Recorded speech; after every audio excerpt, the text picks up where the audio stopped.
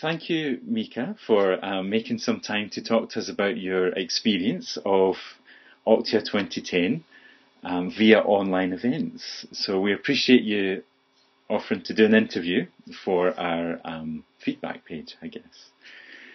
So you visited Octia 2010 online, even though it was in Manchester, and wonder how it went for you. Did the technology work okay? Oh, very well, yes. I have a new laptop, so that helps. So I had no problems whatsoever. I checked a few days ahead if everything worked, and it was fine. And on the days itself, everything worked fine for me. That's great. It sounds like it went smoothly, because I guess maybe one of the worries that people might have about coming to an event online is this going to work for me? And yeah. Yes, it was a little scary beforehand because I'm not technical, so I was very glad that everybody was so friendly and willing to help, and I didn't even need it, so that was reassuring. Great, yeah. So you're kind of saying, well, it's not like you're coming from a great technical background, you wanted to come to the conference. And Yes, I'm not that technical. So. Yeah, and it seemed to work smoothly for you. Oh yes, no problems whatsoever. Great. Great. And so what was it like for you coming to a conference but not being there physically? I mean, can you tell us a bit about that experience? Yes. At first I had no idea what to expect, and I was really surprised that the chat room was actually shown in the room. That made us feel so connected with the room. The presenters, some of them even put our questions first, and you could see them looking at the screen, and if something interesting came up, they would make a remark about it. And some of the people in the room were actually on their laptops also chatting to us, so that felt so included. It was amazing. I was hooked. That sounds great. So to give people who are watching this interview an idea, I guess when you came to the website, you could see a video window with the presenter. Yes. And to the side of that video window, there was a chat room where that you could type away and chat to the other people who are also online. Yes. And then we had in the room, that chat room projected up onto the wall so that the people in Manchester could see the conversation and be in the conversation too. What we really wanted was to help or facilitate everyone feeling connected, whether they were there in body. Or online. And I mean, did that work for you, Mieke? Did you feel part like that connection? Yes, absolutely. Yes, everybody was responding to us, and some people, like I said, were even in the chat room. So I really felt part of it. I did not feel distant from it at all. No. Yeah, I think because that might be the fear of someone if they're thinking about coming to one of our events, is that they might just feel completely removed from it and not really part of it. But it doesn't sound like that was your experience at all. Because I was afraid of that as well. Because I thought, like Saturday, that's going to be a long day if I'm only looking at presentations and not doing anything else. But the day just flew. It was over before I knew it. Yeah. So the time actually passed. Yeah, and that was because of the interaction with everybody. Would you consider coming to an Octia conference in the future in person after this? Definitely.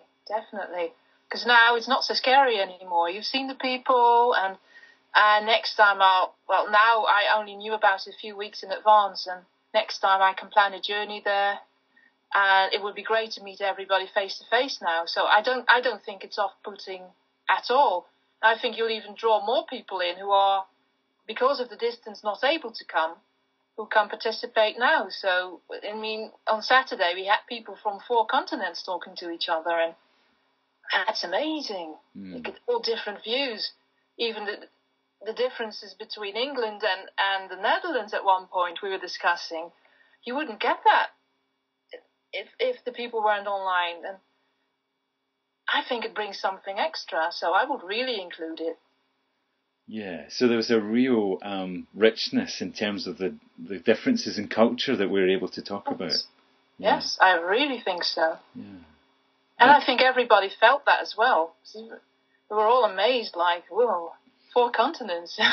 Yeah, able to do that. It felt like that was a really exciting part of what the day became, and it sounds like you're actually planning to come in person to Octia next year. That it hasn't put you off having access on your laptop. No, not at all. No, I love this, but I would like to meet everybody in person as well. Yeah, so you're drawn to actually come and meet everyone and be in that too. So it's yes. So in terms of the content, it doesn't sound like you felt a loss in any way of what the speakers were bringing to the conference. No, not at all. I mean, the quality of sound and vision was very good. So I really think we followed it all. That sounds great. Yeah.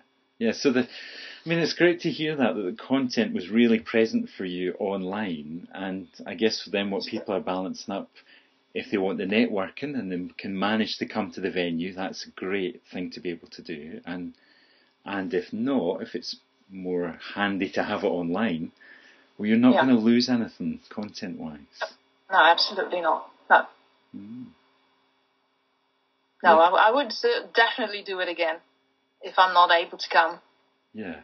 I guess you're reading my mind. That was my next question. I mean, I guess we've got more events planned and we've got lots of ideas about what we could do with this. And it sounds like if you saw an event that would be helpful to your work and your development, you'd be interested. Absolutely, yes. I have the site bookmarked now, so keep my eye on it. So if you were to say one thing to people who were thinking about buying into one of the events that we've got planned, what might you say? I'd say absolutely do it. It's great content. People are very nice. Just do it and experience it and find out for yourself how great it is. Yeah, well, thank you. That's a lovely recommendation, Mieke. I really appreciate that. Before we finish the interview, maybe you could say a little bit about the work that you do online, Mieke. Would that be okay? Yes, that's fine. At the moment, I focus mostly on email coaching and counselling. I've got some specialities as working with highly sensitive people and people who suffer chronic pain. But I do general counselling and coaching as well. And my website is www.safehavencoaching.eu. You do general counselling and coaching, and you also have a specialism in terms of people who are experiencing that sensitivity and that pain? Yes. Yes. Here, being highly sensitive isn't that well known yet. I found out about 7-8 years ago myself, and that helped me so greatly. So I want to be able to help others with that. The same with chronic pain. Yeah. I know all about that, and picking your life back up after that. So many people here get stuck in the pain and just don't go on with their life. So that's what I offer them, a way to see the nice things again, pick it up again slowly, and work from that. Yeah, so you can bring that professional support to someone, and it's a real personal experience from you as well, I guess, which can make such a difference in this kind of work. And I know you're based in the Netherlands, Mieke, and I guess you work with people close to home. Do you also work internationally as well, outside? Absolutely, yes. Yeah. I've always had a great connection with, especially Great Britain. So I love to work in Dutch and in English. So, Mieke, thanks very much for taking some time and being so generous to offer us an interview for our website, and just give people a sense of, I guess, what you do and what your experience of online events has been like. So, thank you very much for your generosity, Mieke. You're welcome as well.